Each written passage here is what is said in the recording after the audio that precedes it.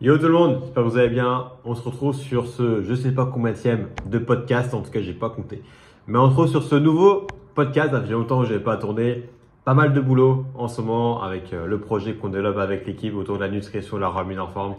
Ça prend pas mal de temps et donc ma priorité c'est vraiment ce projet-là. Et à côté, quand j'ai plus de temps, je tourne des vidéos parce que j'ai envie d'aborder certains sujets. Sujet du jour qu'on va parler, vous avez vu dans le titre, on va parler de développement personnel. Et qu'est-ce que c'est le développement personnel? Parce que c'est de plus en plus à la mode, entre guillemets, même si j'aime pas trop ce mot-là. Et justement, pourquoi on en parle de plus en plus? Alors pour le coup, moi, le dev perso, c'était un sujet qui était absolument inconnu pour moi il y a, je dirais, les 5-6 ans de cela, parce que j'étais à l'opposé de ça. Parce que en fait, se développer personnellement, c'est pas quelque chose auquel j'avais ne serait-ce qu'envisagé. Parce qu'il y a 5 ans, pour les personnes qui ne le savent pas, j'étais une personne qui était très timide, très introvertie. Je parlais à peu de personnes et en fait, niveau communication, c'était assez compliqué pour moi. Donc, peu importe le contexte, au final, j'avais très peu d'amis aussi. Et en fait, j'avais du mal à parler et à communiquer avec les autres. Et quand je le faisais, je parlais hyper vite. Je parlais assez aigu, surtout quand c'était des personnes que je ne connaissais pas. Et à la limite, je bégayais. Du coup, on comprenait pas grand-chose à ce que je disais en fait. Et c'était là un petit peu le souci. Et donc, du coup, il y a 5 ans, est arrivé du coup ce projet autour de la nutrition, la remise en forme avec Herbalife. Et c'est là que j'ai commencé à littéralement baigner dans le développement personnel. Alors justement, qu'est-ce que c'est le développement personnel? La définition que je vais vous sortir, elle sort pas de moi, mais elle sort d'internet. Ça vaut ce que ça vaut, mais je la trouve hyper intéressante. Vous m'excuserez la lecture, mais c'est le fait de se développer personnellement du coup, d'en savoir plus sur soi, savoir gérer ses émotions et les critiques des autres, améliorer sa qualité de vie, être plus heureux en cherchant à être en progrès, bien gérer ses finances et tout ça. Et j'ai mis en gros que c'était devenir une meilleure version de soi-même. En fait, pour ma part, c'est vraiment quelque chose qui me parle beaucoup avec ce projet avec Herbalife. Parce qu'en fait, j'ai vraiment envie de retransmettre aux gens, moi, ce qui m'a aidé à être la personne que je suis aujourd'hui, comment j'ai pu évoluer, comment de par les personnes que j'ai pu côtoyer, les personnes que j'ai pu côtoyer et aussi les expériences que j'ai pu avoir, m'ont permis de devenir une meilleure version de moi-même. Tout simplement, c'est vraiment ça l'objectif aussi d'Herbalife, en tout cas le projet, la mission que j'ai aujourd'hui à Orléans, mais aussi dans toute la France. Donc voilà un petit peu ce contexte et faire un petit point justement sur le côté auto-entrepreneur. Pour le coup, parce que c'est vrai que le développement personnel, quand tu es salarié, j'ai pas l'impression que c'est quelque chose que tu abordes. Pour le coup, en tout cas de mon point de vue, de ce que je trouve, je pense qu'il y en a des gens qui regarderont sûrement ces vidéos et qui sont salariés et qui s'intéressent quand même au développement personnel et c'est génial dans tous les cas. Dans tous les cas, peu importe ce que tu fais dans la vie, développement personnel, c'est quelque chose qui est hyper important justement. Et pourquoi je spécifie vraiment sur le côté auto-entrepreneur? Parce que quand tu es auto-entrepreneur, c'est quelque chose qui est au-delà de la norme. C'est pas normal d'être auto-entrepreneur. Aujourd'hui, ce qu'on nous apprend et ce qu'on nous bassine, c'est fais des bonnes études, tu as un bon boulot, un CDI et tu auras une bonne retraite et basta.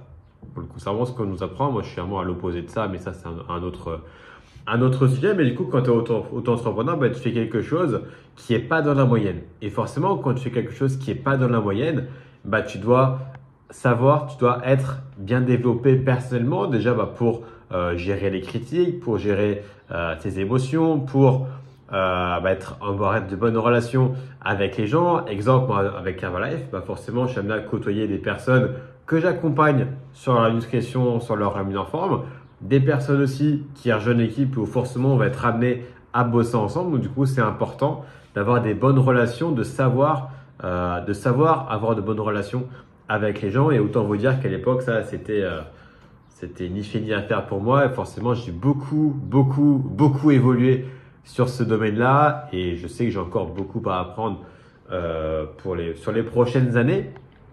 Et qu'est-ce que j'ai mis en gros pour résumer un petit peu quand tu es auto-entrepreneur, le but c'est vraiment de savoir gérer son entreprise, tout simplement, de savoir gérer son temps, bien s'organiser. Forcément, j'ai un agenda aussi.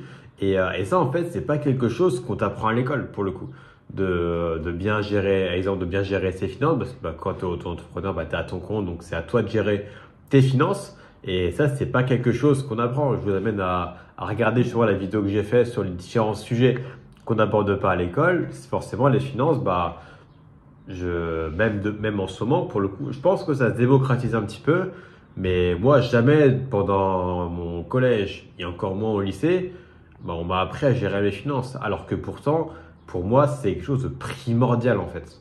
C'est primordial de bien savoir gérer ses finances. C'est combien de personnes se retrouvent dans le rouge aujourd'hui, même en étant salarié, parce qu'elles ne savent pas gérer leurs finances. Alors oui, il y en a qui vont se plaindre, qui ne gagnent pas assez, mais est-ce que tu es amené à bosser plus? Pas forcément. Donc pourquoi gagner plus quand tu ne travailles pas plus? Ça pour moi, c'est une aberration totale. Donc, quand tu sais bien gérer tes finances, normalement, tu es bien. Ou alors, c'est à toi de trouver des solutions pour faire de revenus en plus. Et c'est ce qu'on fait avec Herbalife. Exemple, le mois dernier, j'ai pu me faire 400 € de complément de revenus à côté de mon job en comptabilité, tout simplement. Donc voilà un peu l'idée. Et effectivement, en quatrième point, j'ai mis que c'est un sujet qu'on n'aborde pas à l'école, mais du coup, j'ai un petit peu de vous en parler. Et en gros, pour résumer un petit peu ce que j'avais dit dans cette vidéo par rapport au sujet qu'on n'apprend pas à l'école, c'est que pourquoi on n'apprend pas ça? Parce que c'est non pas important pour les banques et pour l'État, mais en fait, si on ne sait rien sur l'argent, les banques, elles sont contentes parce qu'elles vont pouvoir nous faire miroiter plein de trucs. Exemple, placé sur le livret A, alors que pourtant, c'est pas ce qu'il y a pas ce qu'il y a de mieux. Et que niveau des impôts, forcément, si tu gagnes plus, normalement, tu payes plus d'impôts. Sauf qu'il y en a, c'est pas le cas et qui vont avoir pas des stratagèmes, mais en gros, des solutions pour, malgré tout l'argent qu'ils vont gagner, payer moins d'impôts que peut-être les classes moyennes, par exemple. Et c'est pour ça que l'État ne veut pas qu'on apprenne des choses sur l'argent. Et je vous invite vraiment à le faire parce qu'en vrai, c'est hyper important pour la vie de tous les jours, tout simplement. Aujourd'hui, il y a plein d'outils qui te permettent ça. Alors oui, tu peux aller chercher les infos. Il y a plein d'infos sur Internet. Il faut savoir bien chercher aussi parce qu'il y a un petit peu, des fois, je trouve tout et n'importe quoi. Ce que je peux vous conseiller, je sais plus comment ça s'appelle, il me semble que c'est David Laroche qui a fait un partenariat avec Goliath. En gros, c'est une application qui te permet de bien gérer tes finances et de pouvoir placer de l'argent en bourse, en crypto-monnaie, vraiment dans ces domaines-là. Autre application que j'utilise, que je vous recommande, c'est Money Manager qui est hyper intéressant. En gros, tu classes tes sorties d'argent et tes rentrées d'argent, tout simplement. Moi, c'est ce que j'ai. Et comme ça permet de voir mes revenus et mes dépenses. Donc forcément, c'est hyper pratique. Comme ça, tu vois, c'est un négatif ou positif sur le mois. Et c'est génial. Je fais un petit pas de côté, mais je pense que c'est important pour revenir un petit peu au développement personnel. Et c'est vrai qu'il y a plus en plus de personnes qui mettent du contenu sur les réseaux, soit Facebook, YouTube, Instagram aussi, forcément. Et pourquoi on en met beaucoup de contenu là-dessus? Parce que c'est des domaines qu'on commence à parler de plus en plus. Il y a de plus en plus de personnes qui ont envie de devenir plus en fait. C'est ça je pense alors pas la conclusion, mais je pense la réponse à la question pourquoi on en parle de plus en plus. Parce que il y a de plus en plus de monde qui veulent devenir plus dans leur vie, que ce soit au niveau relationnel, niveau de gestion des émotions, niveau des finances, niveau confiance en soi aussi, niveau organisationnel aussi, vraiment sur tous ces domaines-là. Et c'est pour ça qu'il y a de plus en plus de contenu sur les réseaux. Et en fait, ce qui est trop bien dans ces contenus, c'est que du coup, on partage un petit peu les solutions un petit peu pour devenir une meilleure personne. Et le truc, pour en venir à mon cinquième point, c'est que tu auras beau écouter tout ça. Je vais vous donner des exemples par la suite de personnes à écouter qui sont, je trouve, hyper intéressantes. Mais quand tu écoutes ces personnes-là, mais que derrière, tu n'appliques pas, ça ne sert pas à grand-chose en réalité. Alors oui, ça te fait des bonnes choses à assimiler dans ta tête et c'est génial. Ça fait des bonnes pensées, des belles paroles et tout. Ça, c'est génial. Mais par contre, est-ce que tu vas les appliquer? Ça, c'est ce qui fera toute la différence. C'est comme, admettons, je sais pas, tu apprends toute la théorie sur la cuisine. Si tu pratiques pas la cuisine, ça va être compliqué. Big up à Benjamin qui se reconnaîtra peut-être, qui était cuistot il y a quelques années. Et si Benji, il avait passé tout son temps à apprendre, à feuilleter les bouquins de cuisine et tout, mais pas à pratiquer, jamais tu seras cuistot en fait. Parce que si tu apprends sans pratiquer, ça sert à rien en fait. Je parle vraiment de ce principe-là pour le coup. Et pour le sixième point, une question qu'on peut amener à se poser, effectivement, pourquoi on en parle de plus en plus? Parce qu'il y a des personnes, il y a de plus en plus de gens qui veulent devenir une meilleure version d'eux-mêmes. C'est vraiment là de ça vient, d'où ça vient pour le coup, et c'est ça qui, je trouve, hyper intéressant dans l'évolution un petit peu de notre société, c'est qu'il y a de plus en plus de monde qui veulent devenir une meilleure version d'eux-mêmes, et je trouve ça juste génial. En vrai, parce qu'on est tellement entouré d'informations, je parle surtout au niveau sur les réseaux, au niveau des chaînes d'infos et tout, j'en ai parlé un petit peu sur d'autres vidéos, mais on est tellement entouré de par ces choses-là, de choses négatives, qu'aujourd'hui, exemple, tiens, je pense à un truc, il y a un gars qui m'a dit en gros ce que je faisais avec Carola, c'était de la merde. Certes, il dit ce qu'il veut, je m'en fous. Mais moi, je me dis, mais le plus le gars, il me renvoyait des messages par rapport à tout ce qui peut être négatif avec Herbalife. Et en fait, bon, après, j'ai bloqué parce que ça me saoulait. Mais en fait, je me suis dit, mais le gars, et je me demande comment il est dans sa vie. Est-ce qu'il est vraiment heureux au final? Parce que si il passe son temps à me spammer de messages, il a peut-être que ça à faire de sa journée, soit, il fait ce qu'il veut, mais est-ce qu'il est vraiment heureux dans sa vie? J'en suis pas convaincu.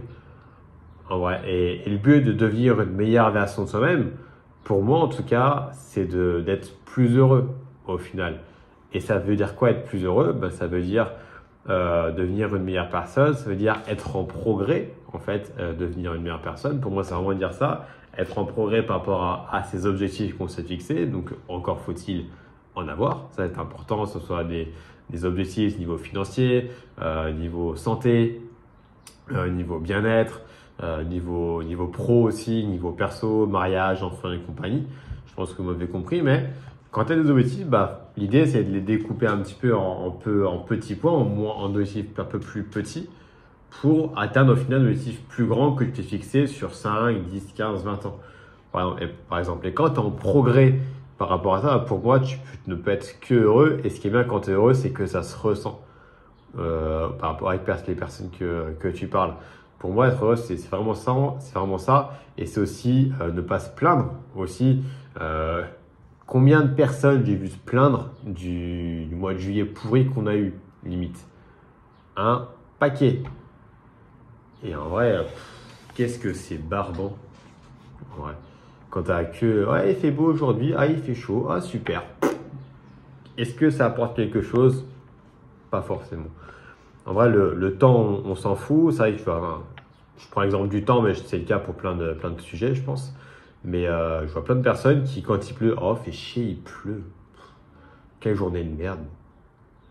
Il y en a qui résument la pluie à journée de merde. Je trouve ça presque dingue comme raccourci en vrai à faire. Et quand il fait beau, oh super, il fait beau, super, on va passer une très bonne journée, tout ça, machin, truc. C'est un raccourci qui est énorme. Tu peux très bien passer des journées de merde quand il fait soleil et des journées hyper géniales quand il pleut. En vrai. Et je prends ces exemples-là, mais ça peut être le cas, je pense, pour plein d'autres exemples. C'est celui qui me venait en premier. Et pour conclure par rapport à ça, c'est une vidéo qui va être assez courte au final, mais je pense qui est hyper importante. C'est aujourd'hui, si tu veux devenir une meilleure version de nous-mêmes, comment t'y prendre au final?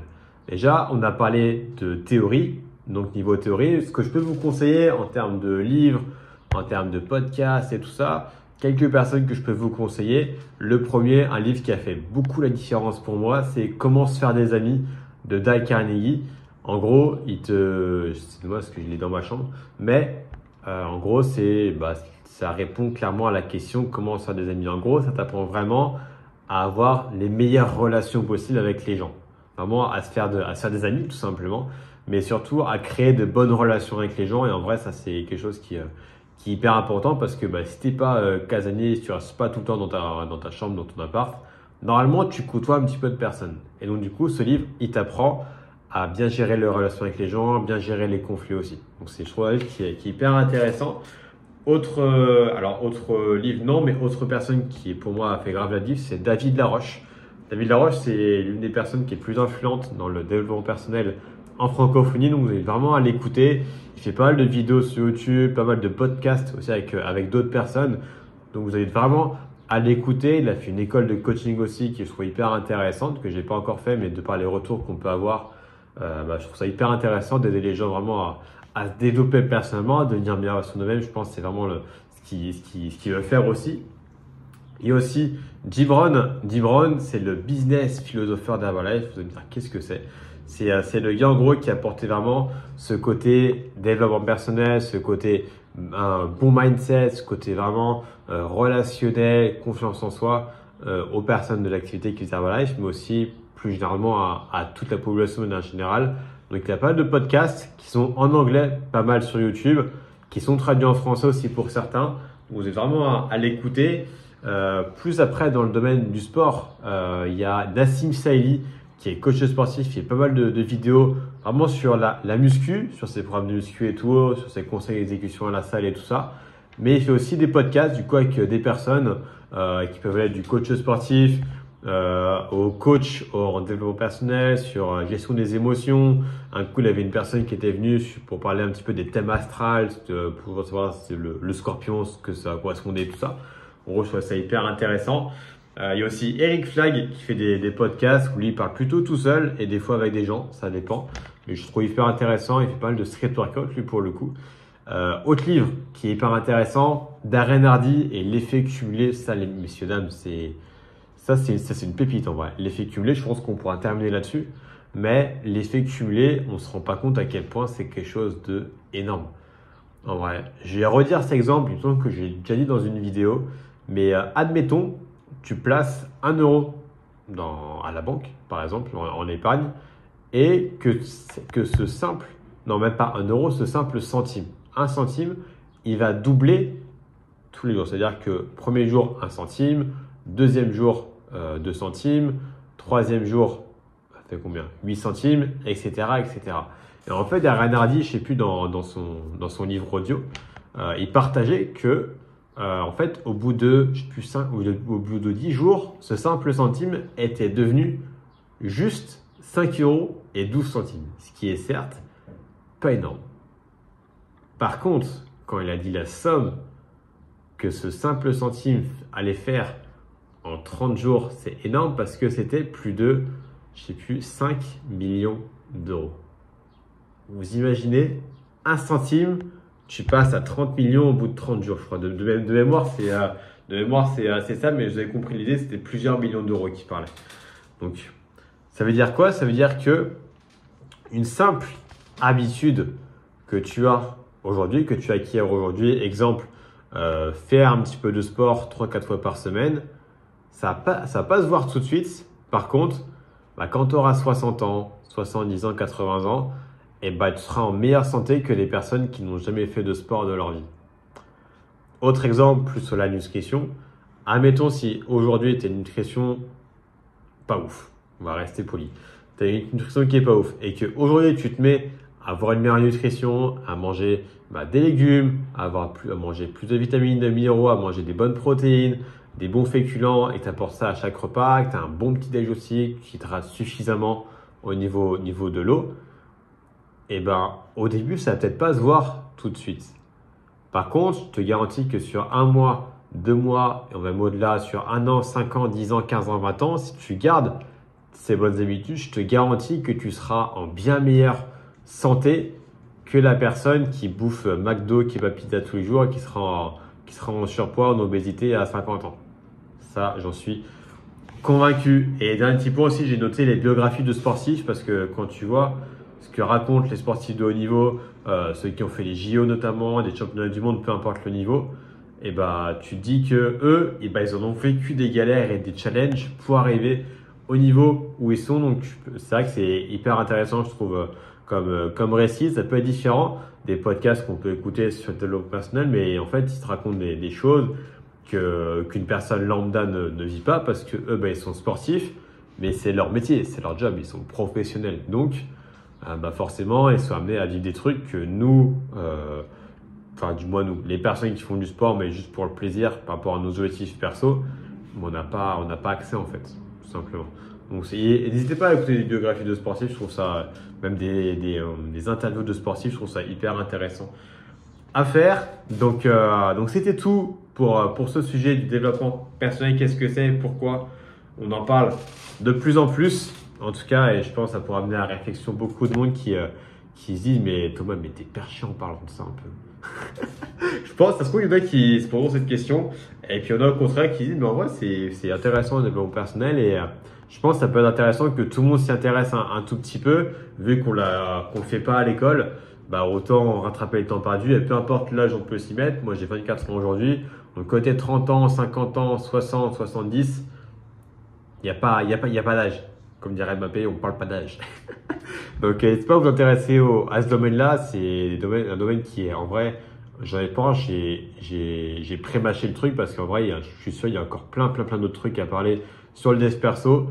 Et le mieux pour en parler, c'est pas moi, mais c'est les personnes que je vous ai citées qui en parleront bien mieux que moi. Donc en tout cas, j'ai même mes réseaux Facebook, Insta, LinkedIn pour ceux qui aimeraient échanger par rapport à ça. C'est grand plaisir. On peut en débattre aussi en commentaire avec tout le monde. Ça sera hyper intéressant. Et ce podcast, donc pour le jeudi, il sortira je sais pas quand, on verra. Et le prochain sujet, ça j'en suis sûr, il parlera de nutrition et je vous tease un petit peu. C'est comment c'est possible qu'un enfant soit en surpoids et en obésité avec les problèmes et les solutions. Je vous dirai un petit peu comment est venu ce sujet et sur tout le cas, on en parlera un peu plus longuement sur un prochain podcast. Sur ce, je vous souhaite une très bonne journée, profitez bien et on se dit à bientôt.